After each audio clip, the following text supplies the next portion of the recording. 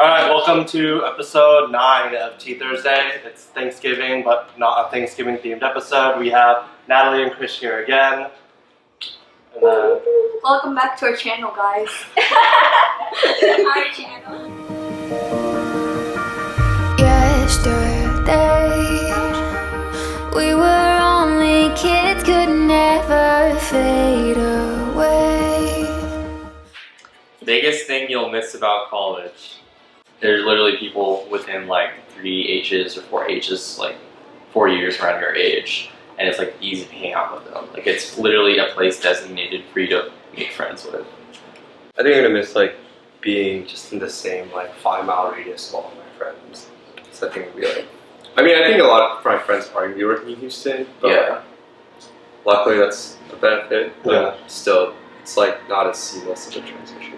Mm-hmm. Most embarrassing thing you've done in front of parents? I can think of a few, but I just don't know if I want to say them. I think it was like high school too. I didn't have like a smartphone until senior year, but I had my dad's old like iPhone that I just used as like an iPod Touch. I could just connect to the Wi-Fi, and I would just like use it for like YouTube, internet, whatever. And then like there was this phase that I went through. I think it was freshman year as well, where I would really love watching like massage videos, like bamboo, like deep tissue massage videos, but not to like watch the massage, but to like hear the sound of like someone like rubbing someone else's back. And then like one time my dad like took, or like I think it was my mom or someone took up like my touch, and they were like just going through like my YouTube history, they're like why are you watching so much like massage videos? And I was like, I don't know, massage. And then they were like, alright, we're gonna ban you. And they like put they basically deleted YouTube from like the phone. Oh, damn. And actually, I think like a year ago or so, I was like, I wonder if I still like feel really good by listening to those sounds. So I listened to the video and I was like, I didn't really get the hype anymore. Favorite thing to do Christmas season? Mine would probably be during holiday times, because Asians don't really believe in holidays, kind of. They're always open for holidays. So I get dim sum in the morning. It's usually just like a family tradition on Thanksgiving, and then Christmas Day we just do dim sum in the morning, and then that's pretty much how we celebrate it. And we close like the salon, and everything else is like just pretty chill the rest of the day. Yeah, this is my question. The first time you failed a test in college, what did you do? How did you react? I'm too good. First semester, freshman year. Oh, First semester. First semester. Yeah. I don't know if I told you. Well, I guess yeah. Yeah. Physics. Yeah, that was a hard class, and I got like a 64 or something like that on the test. It was just below failing, but I had never like failed a test before, and So I was like in high school.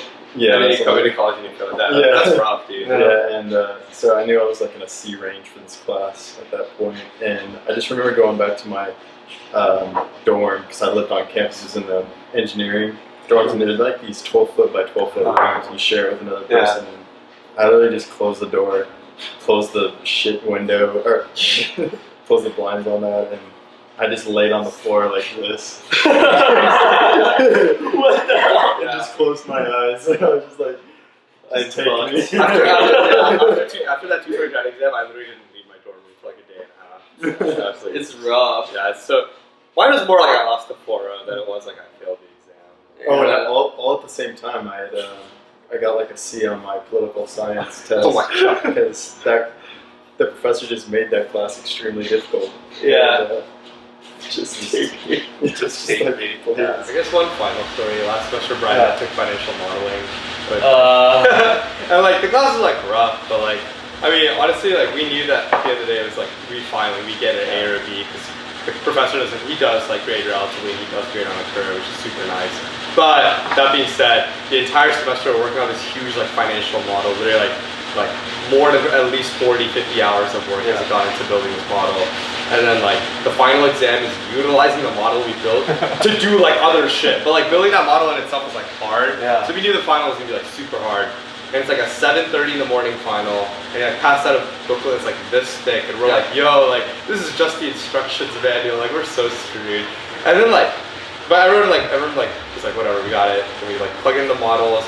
And then I read the whole thing through and through. And I look, Brian's sitting right next to me. And Brian just like starts like typing away. And I was like, dude, like I guess Brian's like studied well, like he knows his shit. Like good for him, dude. And like I take the whole time, I take like a solid 45 minutes just to read through everything and try to understand what he wants. And then I start working. And Brian's just plowing through, right? And like I was like, dude, damn, like I'm kind of scared. Like I'm intimidated. I was like, shit, like, I don't know anything. Like half the questions, like I didn't even know how to respond to. And I like kind of like create some responses, and that's kind of it. And then like maybe 30 minutes before the exam ends, like I guess it's like it ends at 9, I think. 7:30 to 9 exam. At 8:20. Brian gets to the last page in the instructions manual, which is where it tells you all the assumptions you're supposed to put into the model. So far he's just been like making up all these like numbers and shit, and I just hear him go like, oh fuck. And I was like, dude, you're so screwed. And like he just like looks at the points at like the last sheet, like, and I was like, yep. I was like, you done fucked up, buddy. And then like I remember we were like sitting on edge for like the whole like next week trying to figure out our grades. And then it goes online and I saw that I got like a 32 on the final. And I was like, okay, like I mean let's see how other people did. So I texted Brian, Brian's like, yo, I got an 11. And I was so excited because I was like, yo, I did 3 times better than Brian. Like that's pretty good. So I was hoping like other people did bad too. The guy to the left of me, Paul, got a 15. So I was like, dude, like I'm like second or eighth in class. And then I texted like the smart people. They're like, yeah, I got an 84. And I was like, alright, we're just stupid.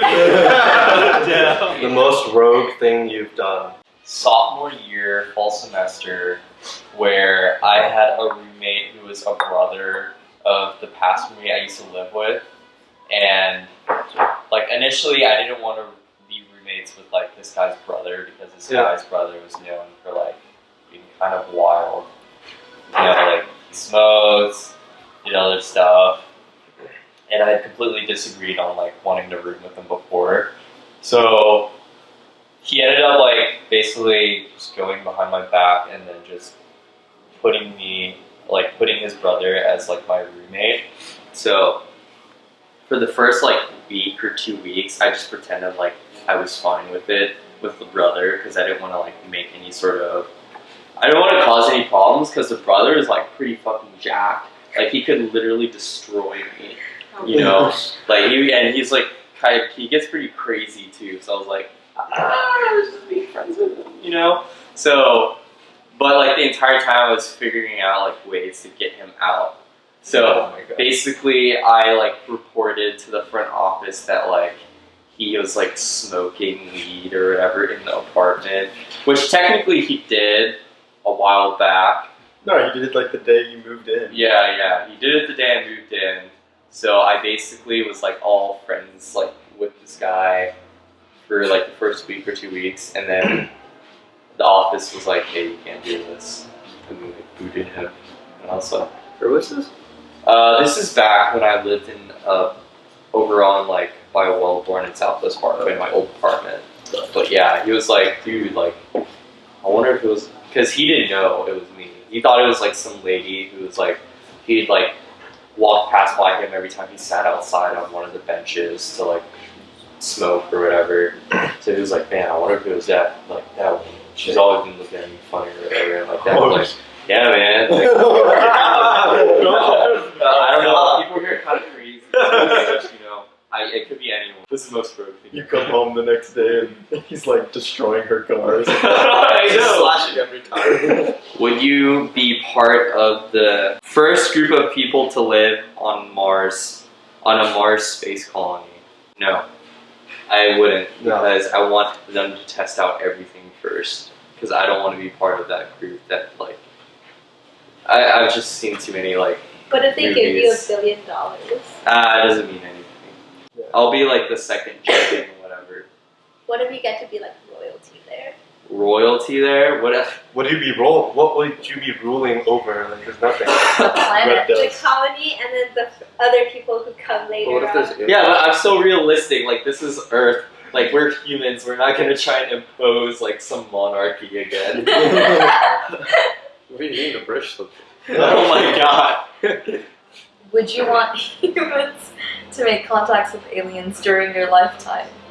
What if we found out that we did find out there were aliens that existed, but all of them were very primitive. Like we were the most advanced form Wow. of people in the Then- galaxy. I'm pretty sure we would just capture them and run a bunch of blood experiments on them to see if their bodies are able to treat diseases and stuff like that that we are not able to treat, and then we'll just use them, manipulate them, and capture them as if they're animals. But I guarantee you, we'd have a bunch of people being like, no, we're just gonna leave them alone and just observe.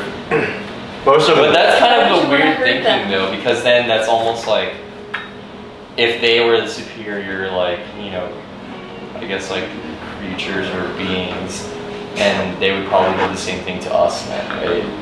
No, maybe By that mindset. they're more considerate than humans. Oh yeah. And- Maybe you should consider them kind of.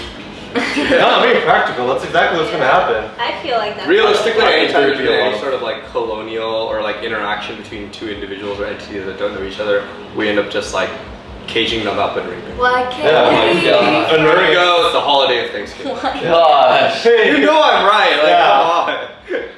Alright, thank you for watching. That concludes episode 9. Tune in for next Thursday for the next episode of Tea Thursdays. Ah!